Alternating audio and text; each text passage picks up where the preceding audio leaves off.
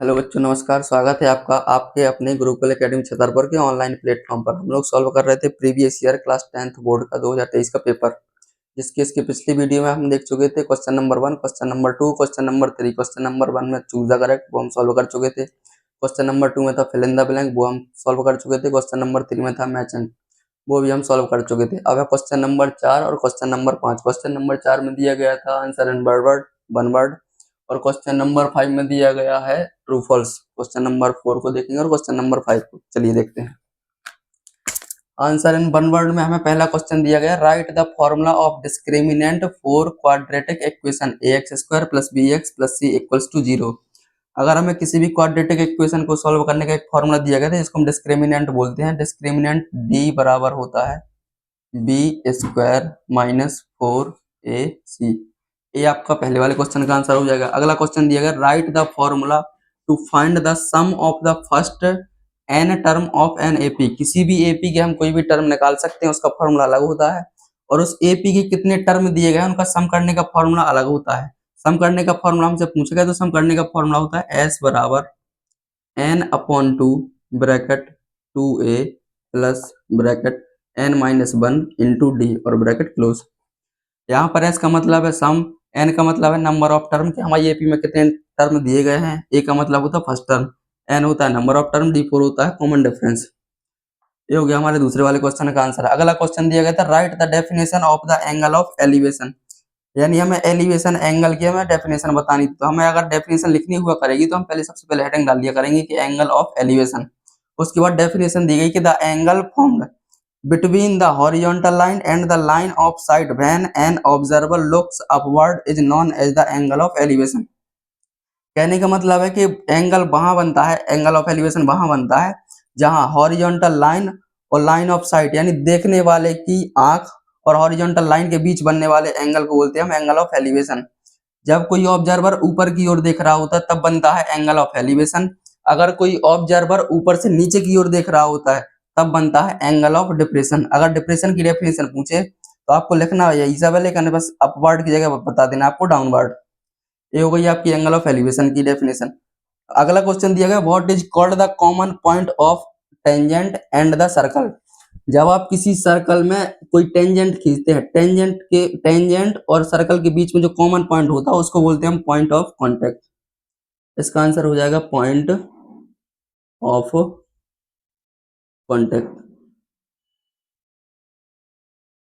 ये हो जाएगा इस वाले क्वेश्चन का आंसर। अगला क्वेश्चन दिया गया, what is the probability getting a number 8 in a single throw of a die. जब हम किसी डाइस को सिंगल बार यानी एक बार उछाला दिया फेंका जाता है तो 8 आने की प्रोबेबिलिटी बताइए। डाइस में होते हैं ओनली 6 डिजिट, 1 2 3 4 5 6। इसका मतलब ना तो इसमें 7 होता है ना 7 से बड़ा कोई नंबर होता है। हमसे पूछी गई प्रोबेबिलिटी 8 आने की, जब 6 से बड़ा कोई नंबर ही नहीं होता तो 8 आने की पॉसिबिलिटी नहीं है।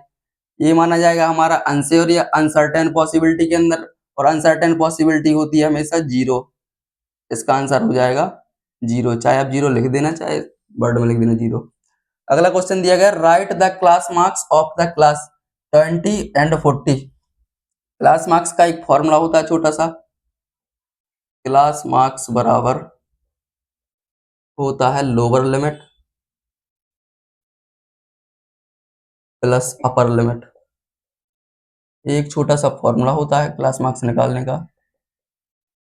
अपॉन 2। इसमें लोअर लिमिट माना जाता है छोटा नंबर, अपर लिमिट माना जाता है बड़ा नंबर। लोअर लिमिट दिया गया हमारे पास 20 और अपर लिमिट दिया गया है यानी बड़ा नंबर दिया गया 40 और अपन कर देते 2। 40 और 20 होता है 60, 60 का हाफ करेंगे तो हमारे पास आ जाएगा 30। ये हो जाएगा इसका हमारे पास आंसर। चाहे आप सॉल्व करके लिख दें, चाहे सिर्फ इतना लिख दें, या विद फॉर्मूला लिख सकते हैं, कोई प्रॉब्लम नहीं। अगला क्वेश्चन है क्वेश्चन नंबर 5। क्वेश्चन नंबर 5 में दिया गया, write true and false. True false बताने हमें। पहला क्वेश्चन दिया गया, the corresponding sides of two similar triangle are in the proportion. किसी भी सिमिलर ट्राइंगल की जो साइड होती है उनके करस्पॉन्डिंग साइड हमेशा होती है प्रोपोर्शन में। तो फर्स्ट वाला तो हो जाएगा हमारा ट्रू। अगला question, the ratio of the area of two similar triangle is equal to the ratio of their corresponding side. इनकी करस्पॉन्डिंग साइड का रेशियो भले ही प्रोपोर्शन में होता है लेकिन एरिया कभी प्रोपोर्शन में नहीं होता है। ये हो जाएगा हमारे पास फॉल्स। अगला question, the line of sight is the line drawn from the eye of a observer. Of an observer to the point in the object, जब कोई ऑब्जर्वर किसी ऑब्जेक्ट को देख रहा होता है तो line of sight is the line drawn from the eye of an observer is the point in the object, ये हो जाएगा हमारे पास ट्रू। अगला क्वेश्चन है a tangent is the second, किसी भी सर्कल में जब कोई एक लाइन खींचते हैं ओनली वन पॉइंट पर टच कराती है उसको बोलते हैं हम टेंजेंट, जब कोई लाइन किसी सर्कल को दो पॉइंट पर इंटरसेक्ट कराती हुई निकल जाती है उसको बोलते हैं हम सेकंड। कहने का मतलब है टेंजेंट एक अलग लाइन है और सेकंड अलग लाइन है। क्वेश्चन कह रहा है क्या टेंजेंट ही सेकंड होती है, ये हो जाएगा हमारे पास फॉल्स। अगला क्वेश्चन फिर से the distance between point 7 1 and 0 0 is 5√2।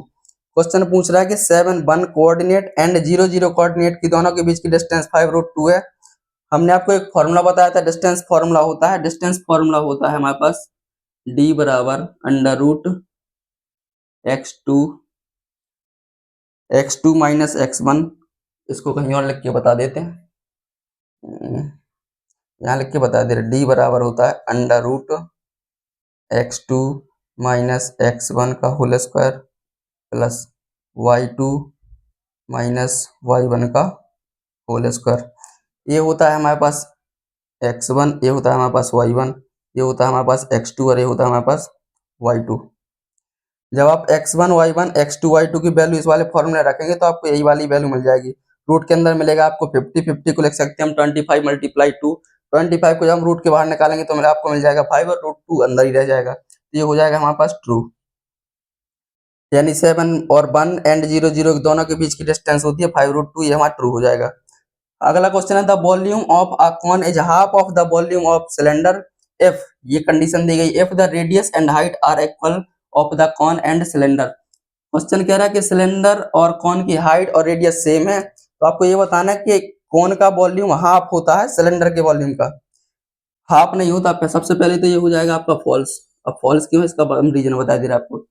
Cylinder का वॉल्यूम का फॉर्मूला होता है πr² और कॉन के वॉल्यूम का फॉर्मूला होता है 1/3 πr²h। क्वेश्चन कह रहा है कि हाफ होता है जबकि फॉर्मूला होता है 1/3, हाफ नहीं होता है। अगर 1/3 बोलता तो ये ट्रू हो जाता, हाफ बोला गया इसलिए फॉल्स हो जाएगा। इसके बाद अगले जो क्वेश्चन भी आएंगे वो हम सॉल्व करने का प्रयास करेंगे। Thank you.